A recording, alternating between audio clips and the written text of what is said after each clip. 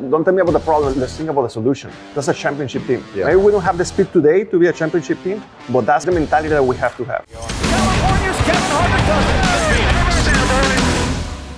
All right, Daniel. Well, it's been very intriguing to me just to see how well that things have gone for you this year, because you look at Spire and them building the whole process, and then coming from Trackhouse, where I felt like it was going to be built around you, and you make a change and you go to Spire. What's the process been like with everything that you've done at Spire this year? Because it seems to be a great transition for you.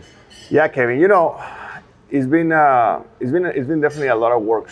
Back in November, I remember when I first met with Matt McDowell, with Jeff Dickerson. At first, we didn't know how the 17 was going to look like, because I was struggling. The 17 was struggling as well. So they wanted to make a big change. We're talking about cruise change. We're talking about many different positions. And when we're, putting all the pieces of the puzzle on the table, we start to realize that there were a few things that maybe we could do better with the people that we already have. Ryan Sparks, I feel like it's very difficult to be the best possible crew chief when you are doing several things at the same time. And I feel like that was his position. So that's just one example of a few different things. So I felt like we had to, in a way, restructure a little bit the way that the team was operating. And that definitely helped. I mean, it's not a surprise to me that the Spire is doing this well. Because That's interesting. Hocevar said the exact same thing, that we aren't surprised, but everybody else from the outside looking in is a bit surprised. Exactly, yeah. But, even from the outside from last year, I raced against Spire Motorsports last year. And I knew how fast they were, because I was racing against them. And I didn't know what they were doing at the time, but I used to think, I don't know what these guys are doing right now, but they're bringing speed to a racetrack. And it's a young team, they're hiring good people. Yeah. I was very intrigued last year. Okay, what are they doing right? And now that I'm part of the organization, I'm understanding, right? It's not, people is very important, but it's many pieces that they have put together. They have a good foundation to be able to build what they have right now. So when you go from the situation like you ended with at Trackhouse and you go into Spire, I know when I went from RCR to Stewart Haas, like I sold my house, I sold my race teams. I was like, I'm starting over here. I want this to look different. Did you have things that you wanted to do differently when you went into Spire to kind of set the tone and things compared to what you'd learned in the past from your experiences? Did you have new personal goals as to what you wanted to be and do different? What did that look like for you as you went into the new situation with Spire? Yeah, that's a very good question. I think that for a long time in Trackhouse in the beginning, I felt like I really liked my role, because I felt like I was able to help make some sort of decisions and in different things, right now, the direction that we're going. And I feel like I lost a little bit of that the last year or so, year and a half. And I felt like whatever, I wanted things to go, I don't feel like things were moving as much anymore. So I felt a little helpless, right? And when you feel like you are not apporting anymore, or you're not being heard of, you start having questions about, it is going in the right direction or not. So that was the very first meeting I had with Jeff Dickerson is, I want to be able for you guys to allow me to use my experience. Because fortunately or unfortunately, I've been part of a lot of organizations, and I have had to learn a lot of things the good way and the hard way as well. Yeah. So I want to use that to my advantage. I have seen a lot of things. So I was very open with him. I'm always like that, and I feel like he allowed me to express, the things that I believe, because they're doing a lot of things right, but there were a couple of things that I told them, hey, I feel like if we do this way, probably can be a little better. A couple of different things. So I feel like that has been good for me, to be able to use my experience and to be able to push them in the right direction. When it comes to the way I work, the way that I'm doing things, outside of the racetrack, honestly, it didn't change much, because I feel like my work ethic, I think it speaks by itself. I'm very dedicated in what I want to do, how I want to do things. I just wanted to make sure that the team was going to be in the same RPM level that I was going to be. when you talk about Jeff Dickerson, I mean, he's been very public in being a part of what Carson does, and he mentions his name a lot. Carson, you mentioned his name. What does he do differently than a lot of, I guess we'd call him general manager? I guess you could put a number of different names, titles on his role, but he seems to have a very different approach in letting guys kind of be themselves. Is that fair to say? I would say that. Yeah. I mean, already I'm still new. Getting to know Jeff, really.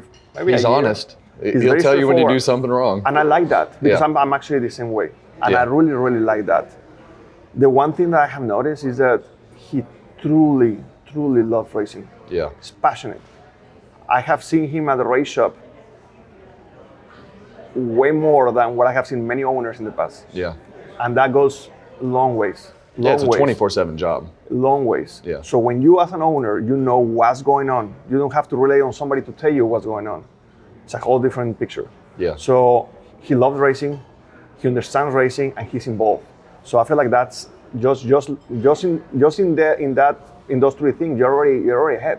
Yeah. Obviously, you have the big organizations that the owners, they have several people involved, right? And they are maybe not as involved, which is fair. They have built that. But when you are of this size, you have to be involved. If not, there's going to be things that you're going to miss in the communication, right? Because one thing is for you to see it, and another thing is for me to see it and for me to tell you how things are going. Yeah. There's going to be something that's going to be missed in that communication. So the fact that he's super involved, he's super passionate, very competitive, that's something that I love. I really love about this organization. That I believe that the best days of Spire Motorsports, honestly, I don't feel like we have seen those days yet. So first off, you guys were on the front row last week at Texas. Major accomplishment, right? Like Spire Motorsports leading the field to the green flag. To me, the more impressive thing was when you put the anchor out in the first run. It went straight to the back. We definitely did. But to me, when you can see a team that can make the adjustments to the car and strategy go your way, and then you get your track position back and you make the adjustments on the race car to be able to run up front again, it was the front row. To me, the more impressive thing was that. I know that the front row was pretty special for the pictures and all the things that go with that. But where do you think you are with your team? Because you obviously have speed, and we've seen that several weeks. Last week, in my opinion, was a big step because of the fact that you made those adjustments and got yourself back in the game, and it didn't unravel through the day. So where do you think that you are as far as that progress? I mean, it seems like you guys, Carson thinks that he's won and thinks that you guys can race for a championship. Same thing, not surprised one bit of how you guys are performing. So where's the 7 team as far as that? And would you agree with the adjustments last week and making yourself go forward? I think that shows a lot of maturity with the team. Totally. And I wanna tell you something even bigger than that. Like Texas for us, it was one of those race weekends that we grew a lot as a team. We went out, the car is fast, something feels weird. Eventually the tires start going down slowly. We went through the debris and it blew. And then we dragged the skirts, we dragged the bottom of the car. How much adjustment you're gonna make on the car to go qualifying to rev for one lap. Yeah. The team did an amazing job. I told them, hey, I drag from here to here. Okay, we're gonna adjust this. Like those are, to me, what I told them on Monday is that's a championship team. Yeah. Maybe we don't have the speed today to be a championship team, but that's the mentality that we have to have. Yeah. Like nothing to put us down too bad and understand what is. Don't tell me about the problem. Let's think about the solution. Because our car was damaged a little bit, and we still qualifying. We could have qualified on the pole for 3,000, right? Yeah. So that I was super proud of that effort. And then on Sunday, the same thing. Like we didn't know exactly what we were, right? Because we knew we had a little bit of extra wear, but didn't know how much exactly. So we missed our balance. We missed our balance bad. But we went to work. There was a little frustration there at times, which is normal. Yeah. But we went to work, and by stage 2, we got the car back, and then the car became what it was again, which was a top 10 car. Yeah. So I was very proud of that effort. But just like you say, to me, it's not just about, okay, we finished 6th. Yeah, that's pretty nice. But how we finished 6th, right. What we have to go through. And that's a lot of credit to Ryan, to my main engineer, Johnny, and the entire team. I have a great team. very, very good group of people, and they don't point fingers. You know, they don't look of, okay, this is the problem. They look at solutions, and I really, really like that. Sparks cracks me up. You know, he's a fireball, and you can be fiery too, but you're 34 now and have been around this for a long time. So who's the one that calms the other down? Is he calm you down? Who's the one, like who on the radio? Is it the spotter? You know, that's a very good question, because in the race, normally he's the one that is calming me down. Yeah. But outside of the racetrack, is the other way around. Yeah. Outside the race, not outside the racetrack, outside the car, you know, when we're in meetings and when we're talking about car, I'm the one that is trying to say, hey, we're fine. You know, we just have to do this, we have to do that, whatever, or whatever that may be, or with strategy or whatever. So I feel like we complement fairly well. And also, we have a great group of engineers, a great group of mechanics. So, so far, we are complementing extremely well. But the beautiful thing about this is that I believe that our potential is so much bigger than this, you know, because we're still learning from each other. That's why we miss it on Sunday in Texas, because we still make mistakes, but the potential is there, and that's the amazing part, you know, that once we clean up these small mistakes, these deltas that we have to work on, I believe that the 7 team can be pretty dangerous. Do you ever just mess with him and just yell at him in Spanish, or?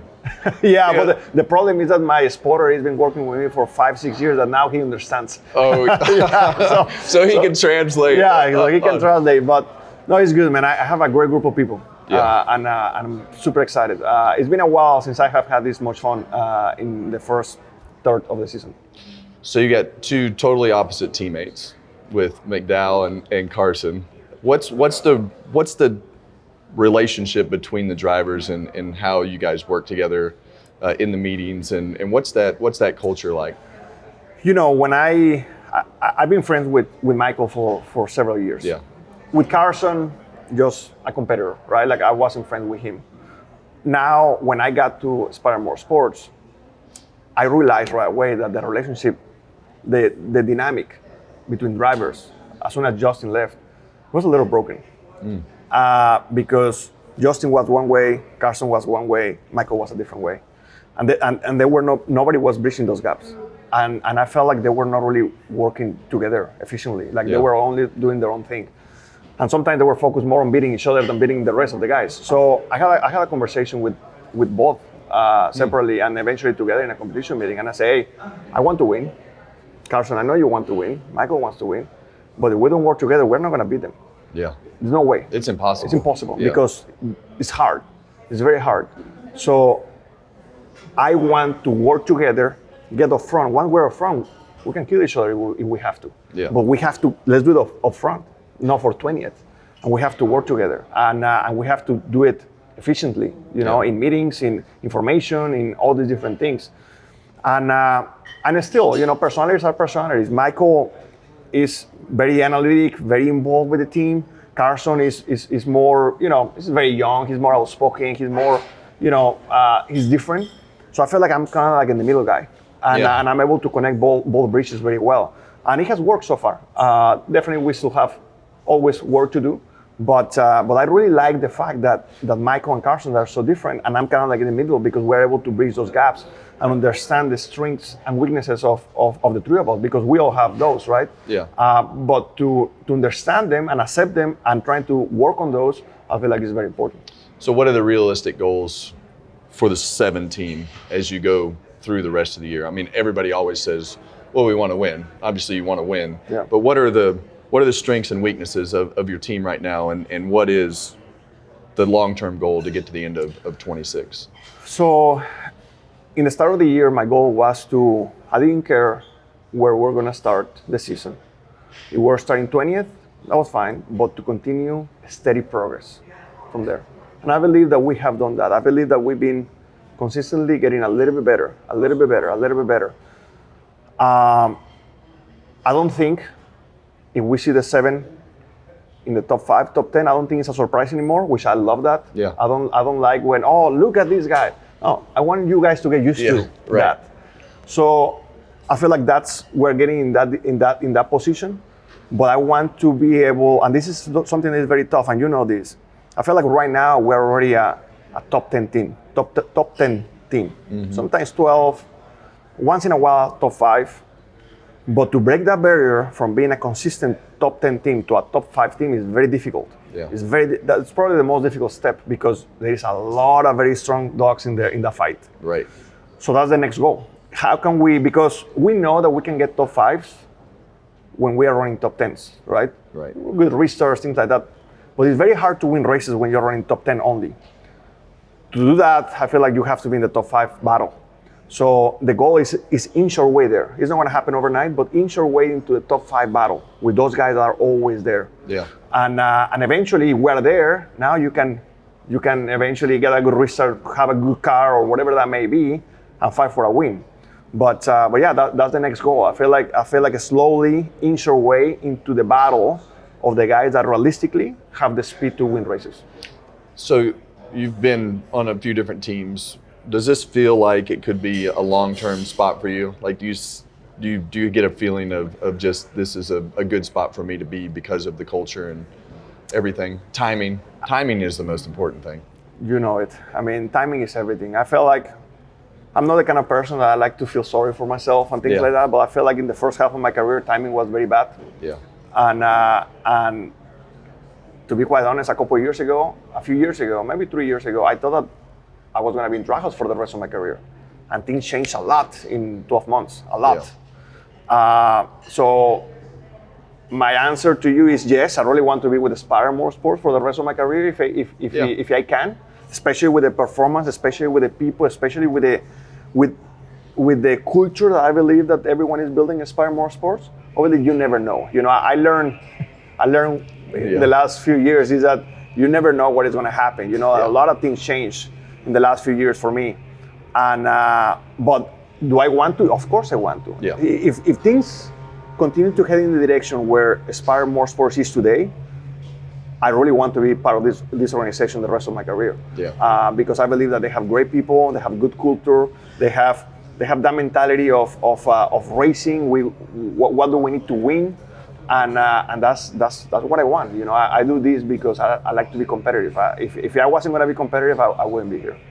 You talk about the track house thing, and I think we were all a little bit surprised in just the tension between you and Ross, because you guys obviously did a pretty good job of not exposing that to the world, and you talk about how good the culture is between the three of you right now. And that did that all pop up at once, or was that like something that was building over the last few years? Because I was caught off guard, and I've been around you guys on the racetrack, off the racetrack. Never once did I was like, man, there's a problem there, and I think that was a surprise to me personally. To be honest, it was a little bit. I mean, Ross and I, we were never friends. But we were teammates. Which is normal. Right? Hey. Earlier in our career, today in trackhouse, we had a few things happening. Okay. But I felt like after we cleaned up those things, I felt like we worked okay. You know, we worked good. But you know, he had his way of doing things. I had my way of doing things. And I felt like, especially the last year, I feel like things got a little bit weird, you know. But not just with him, with several other people as well. And he was just part of that, you know. Yeah. But 100% honest, like I was very surprised with the stuff that he said, you know. Like I didn't have for me, he was like just one more competitor. But I didn't have anything against him. I never, you know, and I knew that we were not the best friends, but I didn't know that we were that bad. You didn't know you were enemies. No, I didn't know we were enemies, but I guess we were. I don't know. Yeah. But you know, it's just what it is. You know? Well, it's always interesting to deal with those things and you learn a lot about as you go through the years and you go through from a teammate to a non-teammate. You learn quickly what they think about you when it becomes competitive. But it's interesting. So that brings me, and I didn't even have this written down, and I think back to Phoenix. How did you and McDowell break that ice? You know, or did that already happen years ago? No, it happened years ago. Okay. You know, it's funny how things happen. Sometimes did you ever were in a situation when you were at school that you hate somebody and then you got into a fight with somebody and then you guys became friends? Yeah, oh yeah. Well, that happened to me. Most of my enemies become friends. Exactly. Yeah. That happened to me.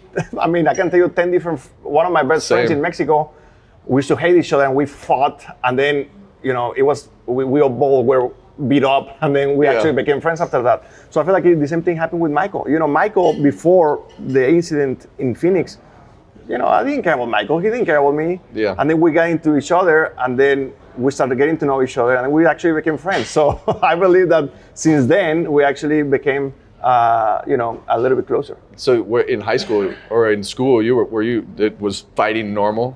Because that was another situation for me. I was like, holy crap.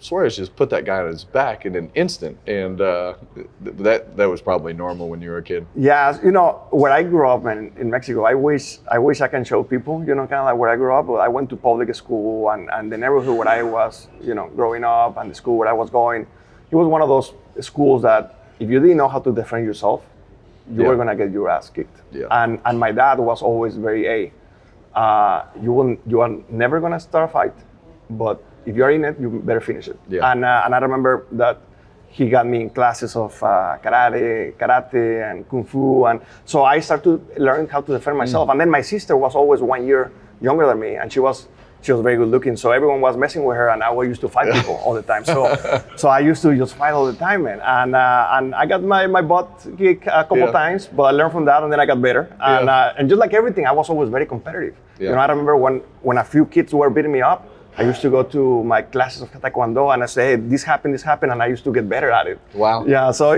but I was a young kid at the time, and I got in big trouble a couple of times as well,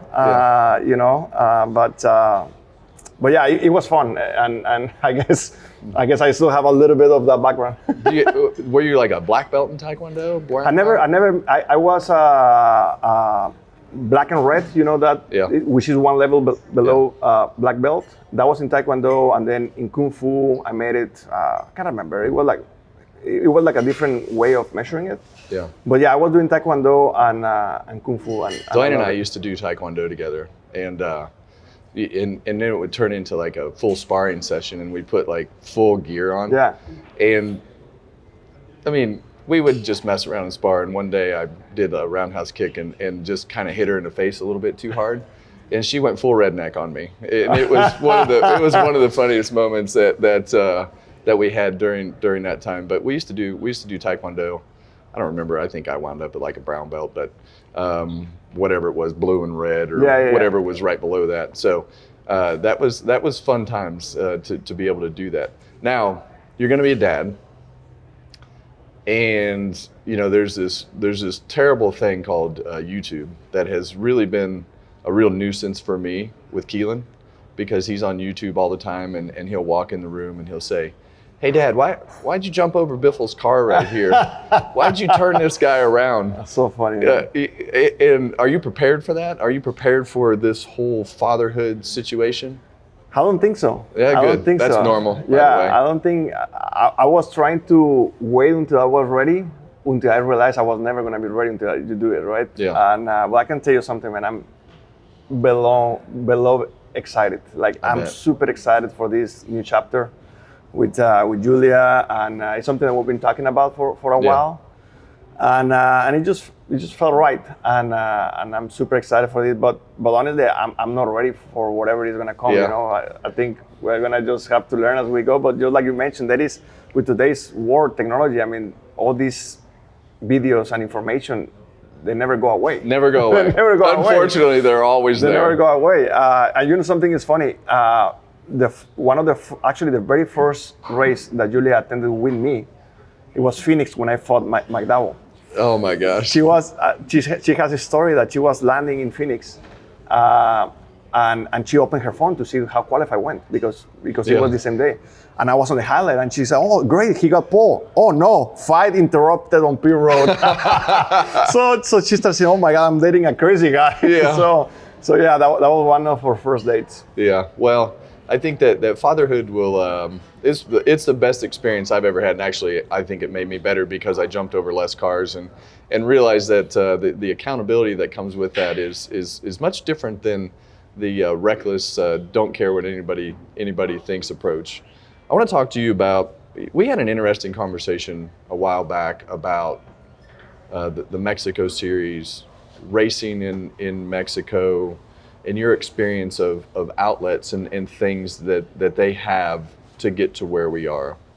Where is the Mexican racing series as far as how we get them to NASCAR? And where do you think that is good, bad, can be better? Because I think you have a louder voice in that than most people. You should have a louder voice than that than most people give credit for.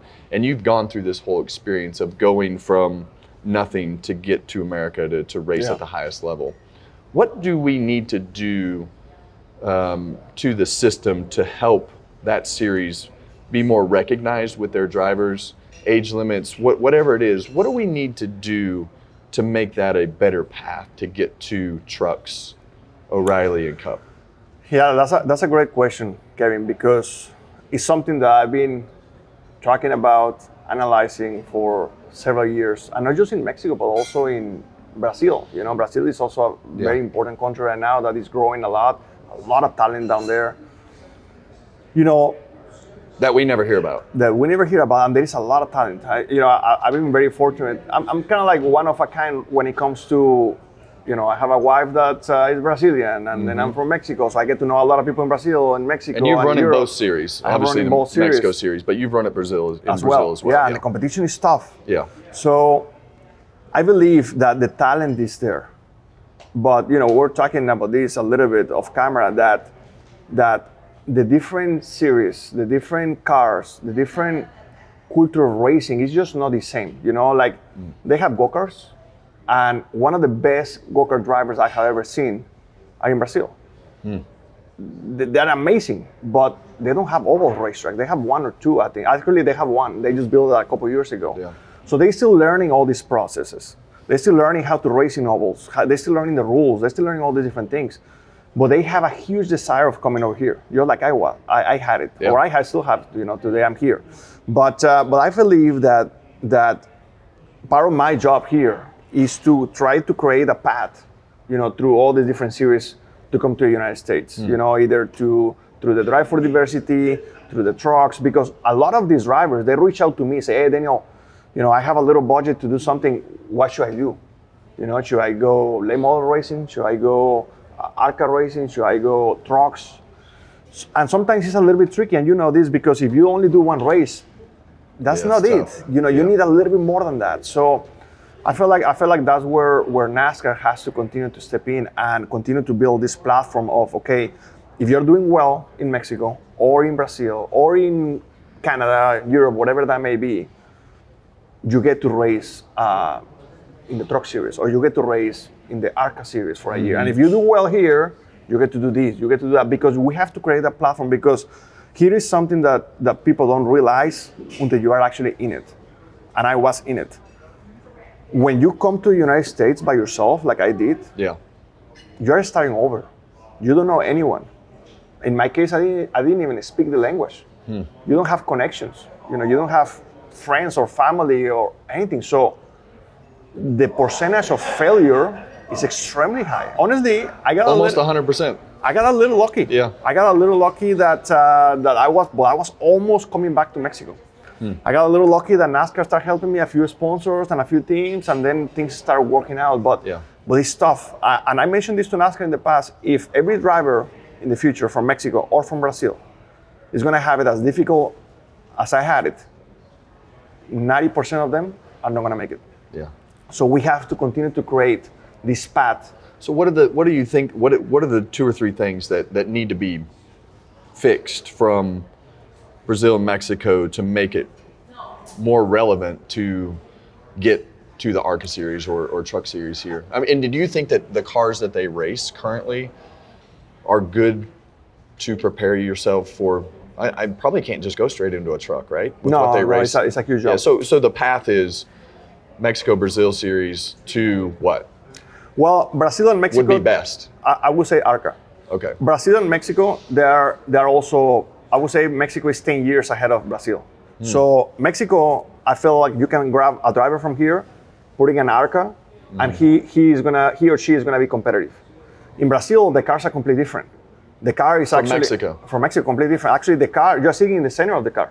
It's more like it's almost like a little sport car.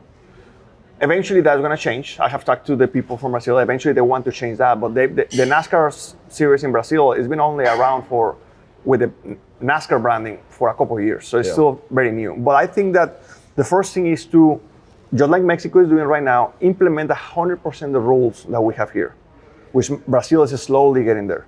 Mexico is already there. Implement the rules. And then once you understand the rules, how it works, how physical it is, okay, now you start having opportunities over here. Maybe you do a few tests in late models so you can understand, you know, how it works. And then you do a race in ARCA, or you do well, you start getting a few more races, and then eventually you go to trucks. And then, but always with a path, you know, always with a little bit of a path. Because what I noticed is that if I didn't have somebody helping me once in a while, I was not gonna make it because I just didn't know what was next, what I needed to do. Or I didn't have a father or an uncle or a friend like, hey, Kevin, what should I do? You know, I didn't have anyone. And some of these guys, most of these guys, they don't have that person. And sometimes they reach out to me and I try to help them. But I feel like the platform has to be, NASCAR has to continue to help this series to say, okay, if you're doing well in this series, we want you to come over here.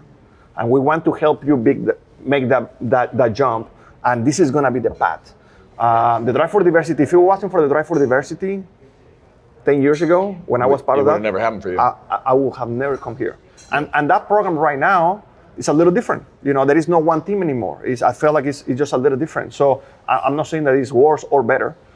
It's different. So we have to understand how it is so we can have real opportunities for these guys. Because if you don't have that program well established and with the right process to make it at least to the trucks, it's going to be very tough for these guys to make it. I know it's always hard to think about, but you know, I think that you're 34 now. Do you ever think about what's next? Because I listened to you talk about that. You have a passion for that. It sounds like you could have a driver agency. It sounds like you could be a consultant. It sounds like, I mean, do you ever think about stuff like that? I have. I definitely want to do something. Not a lot of people has experience that I have when it comes to the United States and what is outside of the United States. So I really want to do something to help bridge that gap. But not just for drivers. Drivers are obviously the biggest thing, right? Because everyone talks about drivers. They're the one doing interviews. But what about engineers? What about mechanics? That's right. You know, when I moved to the United States the very first year, two of my mechanics of Mexico, they said, Daniel, I would love to go over there. I said, man, I don't even speak English. Let me try to figure it out. Well, today I can help them. You know, like 6 months ago, we hired an engineer from Mexico. His name is Juan. He's my third engineer. He's doing an amazing job. That's great. So I feel like slowly we have to continue to open opportunities because there is many people in Mexico, in Brazil, in Canada, in Europe, that the dream is to come to the United States to either be a driver, a pit crew member, an engineer, a mechanic, a cruise chief, you name it. But I feel like the more diverse that we become here in the United States, the more popular we're going to be. International popularity is at a different level. Last question. Soccer. I don't know much about it. I see you posting pictures about it and around it. Are you going to go to any World Cup games? And are you like the guy that's going to watch all the time? I love it, man. I really love soccer. When I was way younger, I played soccer for a long time. In high school, I was the captain of the team. Oh, wow. Yeah, but I never thought I was like super talented. I was good because I used to work hard, and I was good like leading people. Sounds like a common theme here with the work hard. Right? Yeah, it's the same thing. But I had some friends that were super talented, and I was just kind of like the guy there. And I was good, but I wasn't the best. Yeah. And I have always loved soccer. I mean, I feel like 99% of the kids in Mexico like soccer. And I have my team in Mexico. I have my team in Europe, obviously, the Mexican team, the American team, the Brazil team. So I feel like I have a few. You got a few chances. I have a few chances. So yeah, I'm super excited. I got to see the trophy actually in Atlanta. I saw that. Yeah. I got to see that, and that was a lot of fun. I learned a lot actually about the World Cup that day, and I'm really talking to my amigos at Fox, to my amigos at Coca-Cola to see if they can get me to a couple games because it would be amazing for me to attend some of these games. I really love it. Yeah. Well, it's going to be I'll actually watch soccer during the World Cup because it's just it's intriguing and it brings the whole world together. But that's what I love about the World Cup. Is that it's not about it just brings everyone to one place. It's crazy. It is. It's crazy. I mean, the amount of eyeballs that are going to be watching these games, and it's about your country. It's about the culture and the people. I mean, it's unbelievable. I love it so much. It brings everyone together, and not a lot of sports are able to do that. And the World Cup are very fortunate that they can represent their own countries, and because of that, you just bring a lot of people together. It's pretty cool. Well, seems like you're in a great spot. I'm happy for you with the success that you guys have had this season, and hopefully you can keep it going. Good luck. Thank you, Kevin. Appreciate it, brother.